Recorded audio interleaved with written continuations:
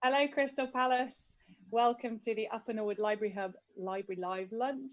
This is intended as something to keep the community connected, a way of sharing positive stories and useful information, and giving you a chance to find out about bits of Crystal Palace in more depth. So my guest today is Rebecca Sakulku, who runs Routes and Cycles in the Crystal Palace Food Market, Haynes Lane Market. I'm sure you all know and love Routes and Cycles. So Rebecca, it's lovely to have you. Tell us a bit about Routes and Cycles and where it came from. Well, I've been running it for nearly 2 years now. It feels like it's been like 2 years. And actually, the truth is that I didn't actually start it at all. It was Cosmo, which some of you know. And we just got on so well, and he decided that he wanted to run off to Scotland and come back with a baby. So, like you do. Yeah. And then I just kind of took over, and then just put all of my love and energy into it and everything that I believe in. And I've been working really hard on growing it over the past year and a half. And I've seen so many new people walk through the doors, and I've had so many interesting conversations with people about the earth and about themselves and about just growing and trying to make the world a little bit better. And it's been like just an upward journey generally with the shop. And then we're just on who is it, like one of our suppliers came down to visit us, and they said that we look like a little Harry Potter cove, and it's a little hidden gem at the moment, and I'm completely in love with it. And it's great fun. And tell us a bit about the ethos behind it as well, then, because you just started touching on that anyway. Yeah, well, we spend a lot of time sourcing products, so it's really important that everything is as local as possible. So the majority of the stuff in the shop actually comes from people around Crystal Palace, and even some of the bigger brands, they started off in Crystal Palace or have all their staff in Crystal Palace, and it's a really nice thing to do. And it also means like there's just hardly any deliveries. People literally just come and drop stuff off to the shop, and we have a conversation, and don't have to deal with packaging. So yeah, packaging is a big one. Not having too much of that, and trying to avoid it as much as possible. But then also, like, we have this kind of policy of not having any products from companies that have more than 15 staff, because we feel like the human touch gets lost. So it's like you'll be sending emails to place orders, but we don't like emails that say kind regards at the end. We like a little smiley faces and love and have a great day. And the moment that's lost, we feel like the love behind the product and where it gets sourced gets lost. So we're also looking at making sure that we know exactly where everything comes from. So we're like emailing and calling constantly to find out where a certain ingredient comes from. And the moment I don't know where something comes from, I just kind of like shove it to the side and go, okay, I'm not interested in this product and what you're trying to sell to me, because you don't care, enough. And then also like trying to support moms and just generally like people around the area and stuff that feels good, like, and has quality and value. That's what we like to have around us. And the sort of the main principle, I think, is eco-friendly, isn't it? Very on that as a starting point.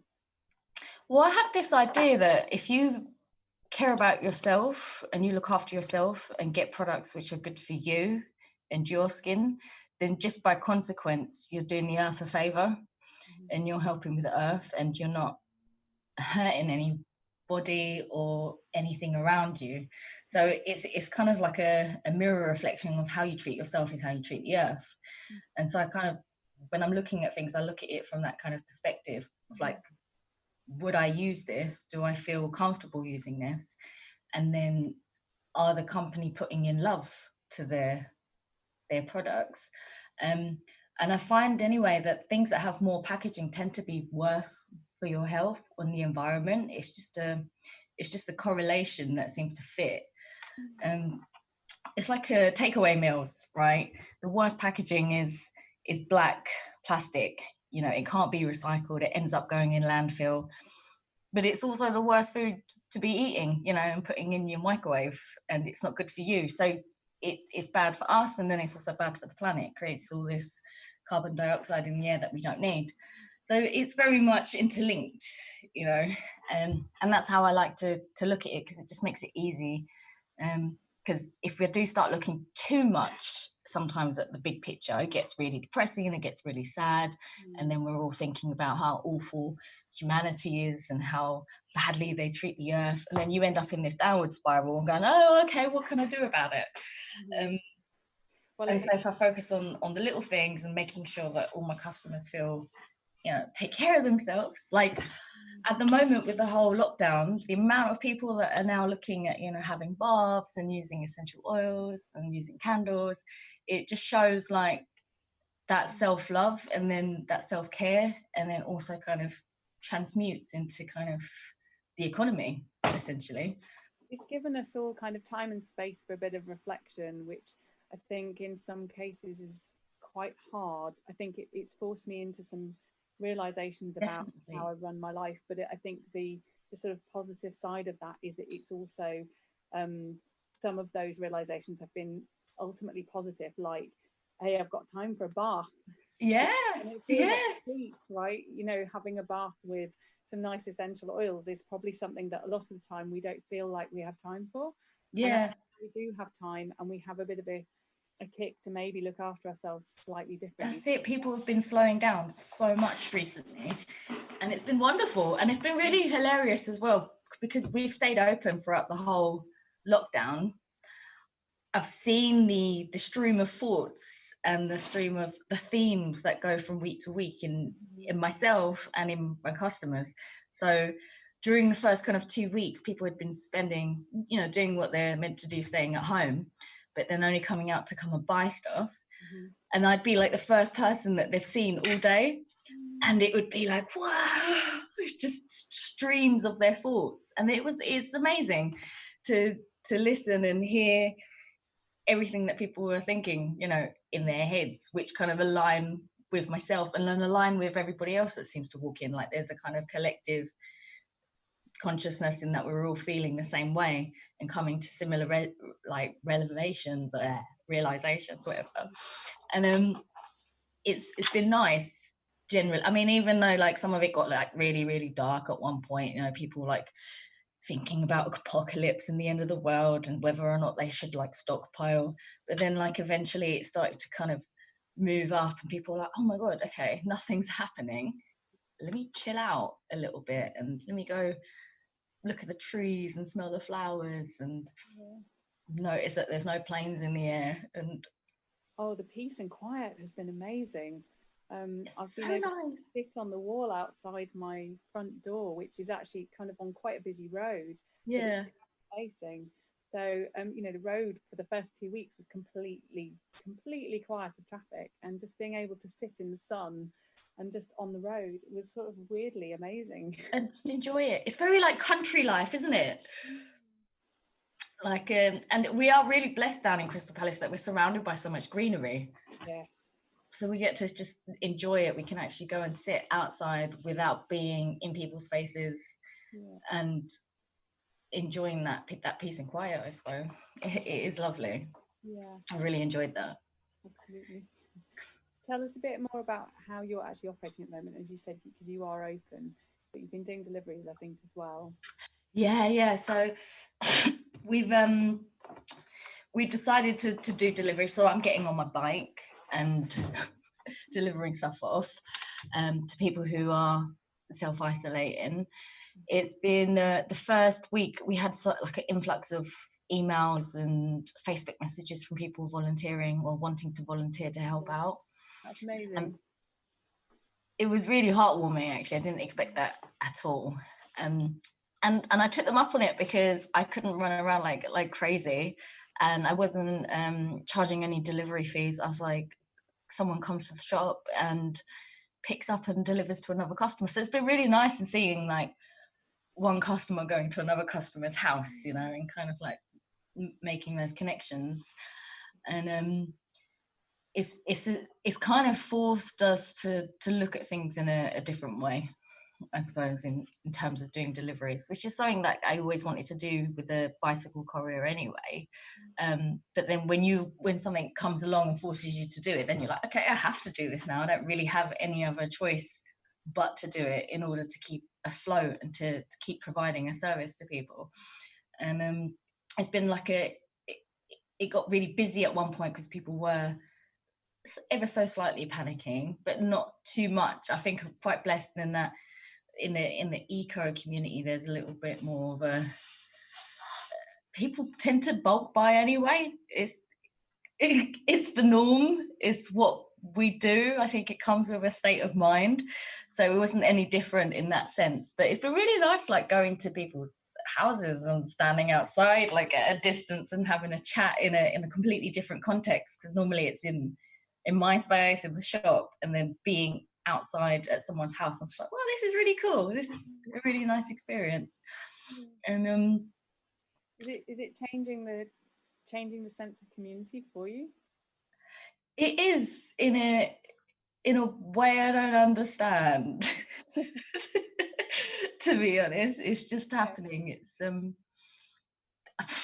I had one customer that I wanted to get some products to because I know she needs something every week religiously, and then she kind of disappeared off the face of the planet, and I was literally like, I need to see this woman and find her.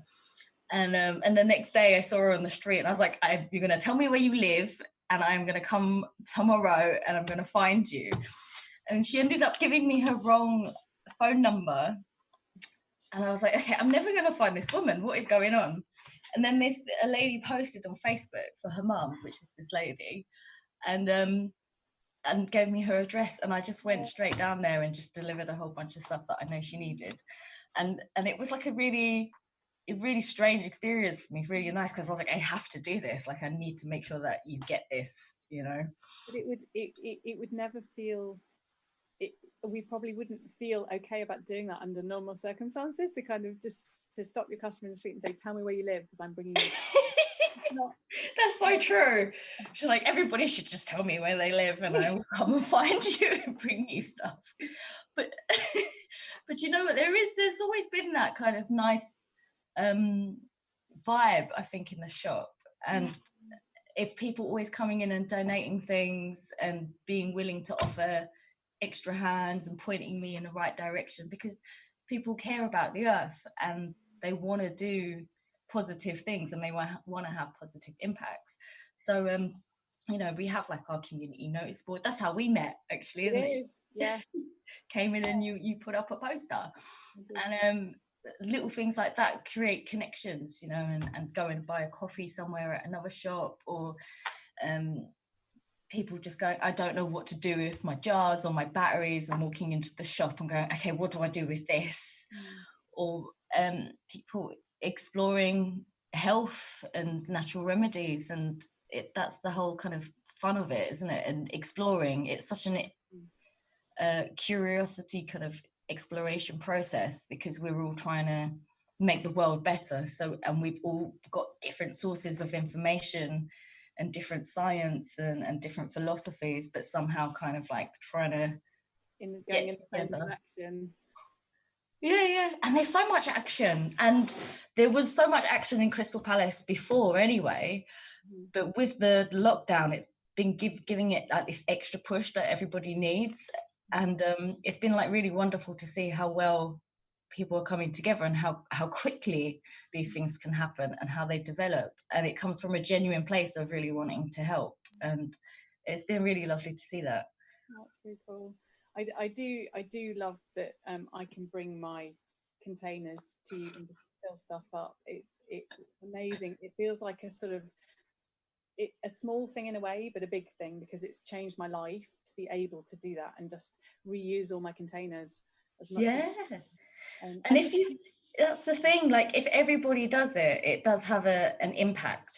Do you know what I mean? It starts off small, and then as it builds and more people get into this habit, it will just become the norm. You know, we've got kids coming in at like 3 years old with their mums and they're refilling, and that's their upbringing, that's normal. In 20 years time, like, it's just going to be a thing, you know. We're not even going to be talking about it anymore, because everybody will be refilling and will be on these closed loop systems. And it's definitely that. And also, like, if it makes you feel good, then you probably end up doing better things in the world anyway. You know, I feel like we're most productive when we feel nice, you know, in ourselves. Yeah, yeah, That's the truth of it. So it's just about spreading a little bit of joy everywhere.